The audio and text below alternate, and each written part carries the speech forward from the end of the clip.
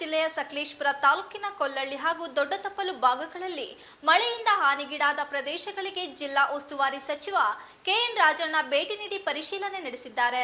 ಸಕಲೇಶಪುರ ತಾಲೂಕಿನ ಕೊಲ್ಲಳ್ಳಿ ಬಳಿ ತಡೆಗೋಡೆ ಕುಸಿದ ಸ್ಥಳಕ್ಕೆ ಭೇಟಿ ನೀಡಿ ಮಳೆ ಹಾನಿ ಪರಿಶೀಲನೆ ನಡೆಸಿದ ಸಚಿವ ಕೆಎನ್ ರಾಜಣ್ಣ ಮಾತನಾಡಿ, ಎರಡು ಭಾಗದಲ್ಲಿ ನಿಂತು ನೋಡಿದ್ದೇನೆ. ಬಹಳ ಭಯಂಕರವಾದ ಪರಿಸ್ಥಿತಿ ನೋಡಿದ್ದೇನೆ.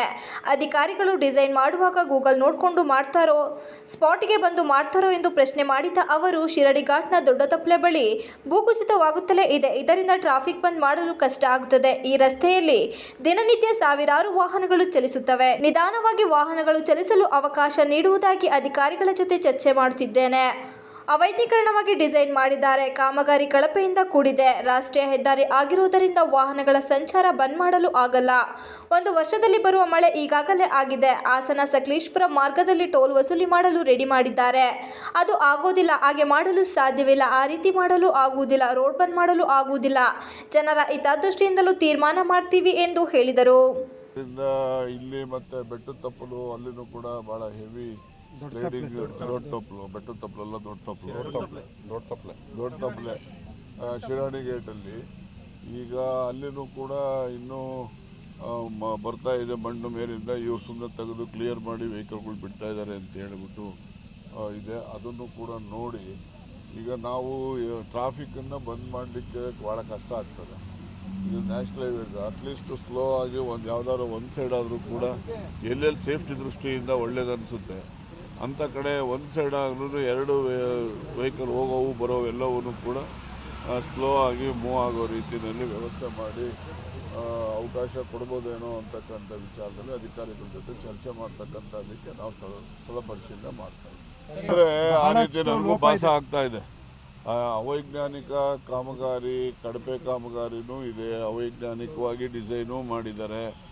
ಆಮೇಲಿಂದ ಮತ್ತು ರೋಡ್ ಯಾವಾಗಲೂ ನಮ್ಮ ಇಲ್ಲಿ ಗುಡ್ಡ ಕಟ್ ಮಾಡುವಾಗ ರೇಡಿಯೇಷನ್ ಇರಬೇಕು. ಇವರು 90 ಡಿಗ್ರೀಸ್ ಕಟ್ ಮಾಡ್ತಾರೆ.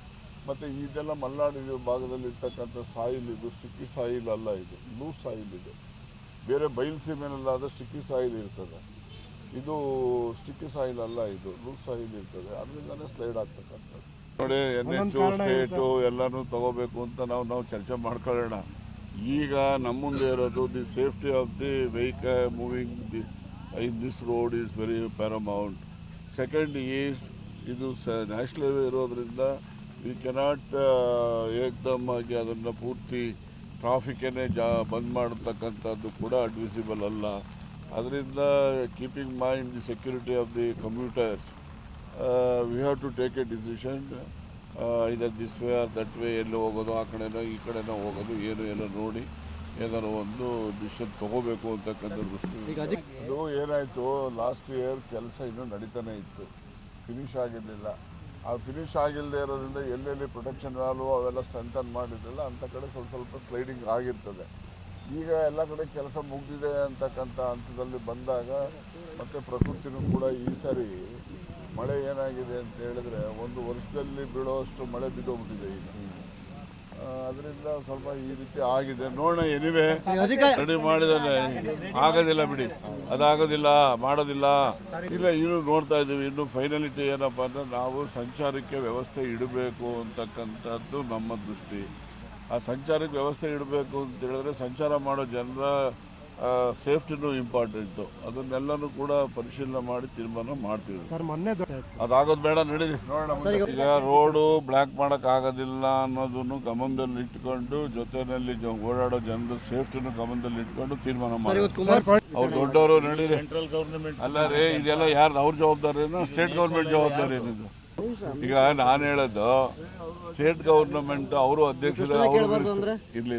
ನೋಡ್ರಿ, ಇದು ಸೆಂಟ್ರಲ್ NH4 ಅಂತ ಹೇಳಿದ್ರೆ ಇದು ಯಾವಾಗಲೂ ಕೂಡ ನ್ಯಾಷನಲ್ ಹೈವೇ ಅಥಾರಿಟಿ ಆಫ್ ಇಂಡಿಯಾದವರು ಮಾಡ್ತಕ್ಕಂಥದ್ದು. ಅದರಲ್ಲಿ ನಮ್ಮದು ಶೇರ್ ಇರ್ಬೋದು, ಬೇರೆ ವಿಚಾರ. ಬಟ್ ಎಕ್ಸಿಕ್ಯೂಷನ್ನು ಎಲ್ಲನೂ ಕೂಡ ರೆಸ್ಪಾನ್ಸಿಬಿಲಿಟಿ, ಕ್ವಾಲಿಟಿ ಬಗ್ಗೆ ಪ್ರತಿಯೊಂದಕ್ಕೂ ಕೂಡ ದೇ ಆರ್ ರೆಸ್ಪಾನ್ಸಿಬಲ್. ಹಾಗಂದಾಕ್ಷಣ ನಾವು ಬಿಡೋ ಕೇಂದ್ರ ಸರ್ಕಾರದವರು ಅವರೇ ಮಾಡ್ಕೊಂಡ್ಲಿ, ಅವರೇ ಅಂತ ನಾವು ಇದರಲ್ಲಿ ರಾಜಕಾರಣ ಮಾಡೋದು ಬೇಕಾಗಿಲ್ಲ. ಇವರು ಮುಜುಗರಿಗೆ ಸಿಕ್ಕಾಕೊಂಡವ್ರೆ, ಅಲ್ಲಿ ಸಿಕ್ಕಾಕೊಂಡವ್ರೆ, ನಾನು ಅದಕ್ಕೆ ಉತ್ತರ ಹೇಳ್ಬಹುದು. ನಾನು ಇಂಥ ಒಂದು ಜನ ತತ್ತರಿಸಿ ಹೋಗಿರೋವಂಥ ಕಷ್ಟ ಕಾಲದಲ್ಲಿ ನಾವು ರಾಜಕಾರಣಕ್ಕೋಸ್ಕರ ಮಾತಾಡಿ ಜನರ ಗಮನ ಆಗಲಿ, ಇನ್ನೊಬ್ಬರ ಗಮನ ಆಗಲಿ ಬೇರೆ ಕಡೆ ಸೆಳಿಬೇಕು ಅಂತಕ್ಕಂಥದ್ದು ನಮ್ಮ ಉದ್ದೇಶ ಅಲ್ಲ.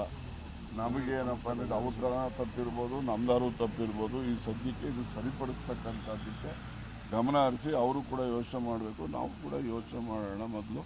ಆಮೇಲೆ ಯಾರು ಜವಾಬ್ದಾರರು, ಯಾರು ಕೆಲಸ ಮಾಡಿಲ್ಲ, ಏನು ಮಾಡಿಲ್ಲ, ಆಮೇಲಿಂದ ಮಾತಾಡೋಣ. ಕೇಳ್ರಿ, ಇಲ್ಲಿ 3 ಗಂಟೆ 4 ನಿಮಿಷ ಮಾತಾಡಿದ ಯಾರು ಅಶೋಕ್ ಅವರು, ವಿರೋಧ ಪಕ್ಷದ ನಾಯಕರು. ಸಿದ್ದರಾಮಯ್ಯನವರು ಒಮ್ಮೆ ಮಾತ್ರ ಎದ್ದು ನಿಂತ್ಕೊಂಡು ತಪ್ಪು ಹೇಳೋದು ಬೇಡಪ್ಪ ಅಂತ ಹೇಳಿ ಒಂದು ಫ್ಯೂ ಸೆಕೆಂಡ್ಸ್ ಇಂಟರ್ಫಿಯರೆನ್ಸ್ ಬಿಟ್ಟರೆ 3 hours 4 minutes ಒಂದೇ ಒಂದು ನಿಮಿಷನೂ ಅವರು ಇಂಟರ್ಫಿಯರ್ ಮಾಡಲಿ.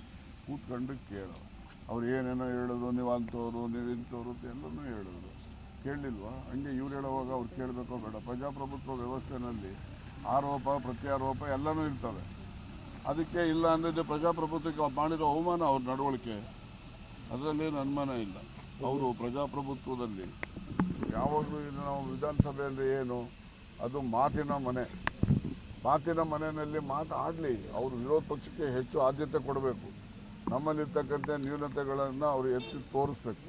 ನಾವು ಅವ್ರು ಹೇಳ್ತಕ್ಕಂಥದ್ದನ್ನು ಸಾಧು ಇದ್ದರೆ ನಾವು ಅದನ್ನು ಅಳವಡಿಸ್ಕೊಂಡು ಜನಪರವಾಗಿ ತೀರ್ಮಾನ ಮಾಡಬೇಕು. ಇದು ಪ್ರಜಾಪ್ರಭುತ್ವ ವ್ಯವಸ್ಥೆಯಲ್ಲಿ ನಡೀತಕ್ಕಂಥ ರೀತಿ. ಬರೀ ಹಿಟ್ ಆ್ಯಂಡ್ ರನ್ ಹೇಳ್ಬಿಡೋದು, ಇನ್ನೊಬ್ರು ಹೇಳೋಕ್ಕೆ ಅವಕಾಶ ಕೊಡದೇ ಇದ್ರೆ ಏನು ಪ್ರಜಾಪ್ರಭುತ್ವಕ್ಕೆ ಮಾಡೋವಂಥ ಅಪಚಾರ. ಇನ್ನೊಂದೇನೆಂದರೆ, ಸಿದ್ದರಾಮಯ್ಯನವರು ಒಬ್ಬ ಹಿಂದುಳಿದ ವರ್ಗದ ನಾಯಕ. ಜಾತಿನಲ್ಲಿ ಹಿಂದುಳಿದ ವರ್ಗ ಅಂತಲ್ಲ, ಹಿಂದುಳಿದ ವರ್ಗ ಅಂತ ಹೇಳಿದ್ರೆ ಎಲ್ಲ ಜಾತಿಯಲ್ಲಿರ್ತಕ್ಕಂಥ ಬಡವರ ಪರವಾಗಿ ಕೆಲಸ ಮಾಡ್ತಕ್ಕಂಥದ್ದು ಸಿದ್ದರಾಮಯ್ಯನವರ ಒಂದು ಬದ್ಧತೆ. ಅವರು ಆ ಬದ್ಧತೆ ಇರ್ತಕ್ಕಂಥ ಒಬ್ಬ ಮನುಷ್ಯನಿಗೆ ಇವರು ಮಾತಾಡೋಕ್ಕೆ ಅವಕಾಶ ಕೊಡದೆ ಮಾಡಿದ್ರೆ, ಅವಮಾನ ಮಾಡಿದ್ರೆ ಸಿದ್ದರಾಮಯ್ಯನವ್ರಿಗೂ ಅವಮಾನ ಮಾಡ್ದಂಗೆ ಪ್ರಜಾಪ್ರಭುತ್ವ ವ್ಯವಸ್ಥೆಗೂ ಅವಮಾನ ಮಾಡಿದ್ರು.